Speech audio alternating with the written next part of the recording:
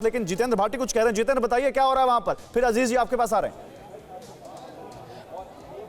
बिल्कुल, आपको बता दूं गौरव, पूछताछ शुरू हो चुकी है और एक हमारे सूत्रों ने हमें यही बताया कि इस पूरी घटनाक्रम में एक किरदार और थे, अंकित दास।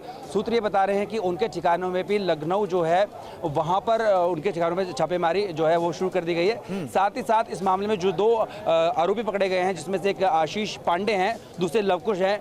अब पुलिस ये भी कोशिश कर सकती है कि इनके बयानों को और उनके बयानों को जो है आप ये कह रहे हैं जितेंद्र, मैं फिर से बता दूं कि आशीष मिश्रा से तो पूछताछ शुरू हो ही गई है, लेकिन अंकित दास जो दूसरा किरदार सामने आ रहा था उसके ठिकानों पर भी वहां पर पुलिस छापेमारी शुरू कर चुकी है।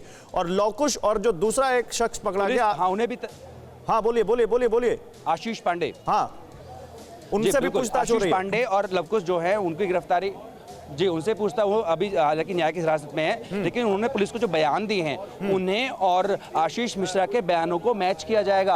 अगर उनके अंदर कोई कंट्राडिक्शन दिखती है और पुलिस के कुछ जवाब जो देंगे उनसे संतुष्ट नहीं होते हैं तो इसमें चांसेस हैं कि उनकी गिरफ्तारी भी हो सकती है। लेकिन अगर वो संतुष्ट नहीं होते हैं, लेकिन जिस तरह से दावा कर रहे हैं कि उनके पास में पुख्ता सबूत हैं, वो वक्त मौजूद है। बड़ा आपने अपडेट दिया है। एक बार अजीज खान जी कुछ बोलना चाहते हैं, उनके पास जाते हैं, फिर आता हूं आपके पास। अजीज खान कहिए, क्या कह रहे थे आप, क्या सवाल है आपके?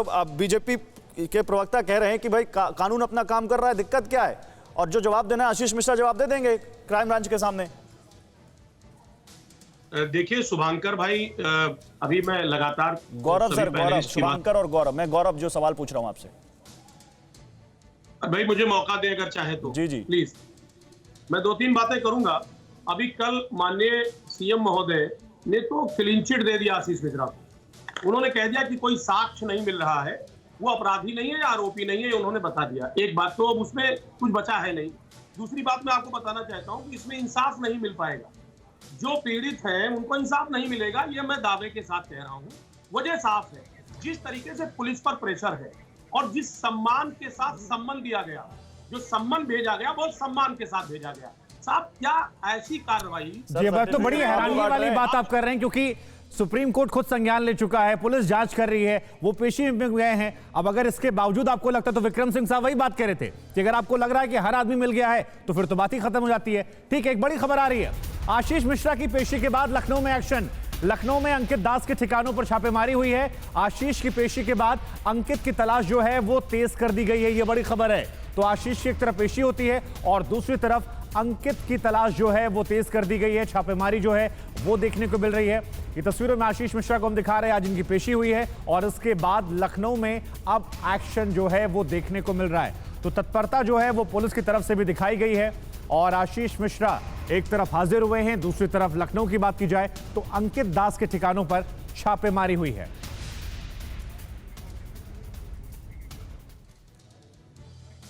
तो मामला जो है वो गंभीर है। इस वजह से आपको दिखाते हैं कि 12 जटिल सवाल कौन है जिनसे आशीष मिश्रा को दो चार होना पड़ सकता है। तो बिग वॉल ग्राफिक्स आपकी टीवी स्क्रीन पर आ रहे हैं और ये तस्वीर भी हमने कोशिश की दिखाने की लखीमपुर में स्थिति क्या है। हालांकि 8 अक्टूबर को यहां पर यह मामला हुआ था, इंटरनेट सेवाएं जो थी वो बंद हो गई थी, लेकिन 12 सवाल क्या है, मंत्री पुत्र से क्या क्या पूछा जाएगा वो हम आपको दिखाते हैं। पहला सवाल यह होगा, क्या आप घटना के समय घटनास्थल पर मौजूद थे? यह बहुत बड़ा सवाल है क्योंकि आशीष मिश्रा बार बार कह रहे हैं कि वो वहां नहीं थे।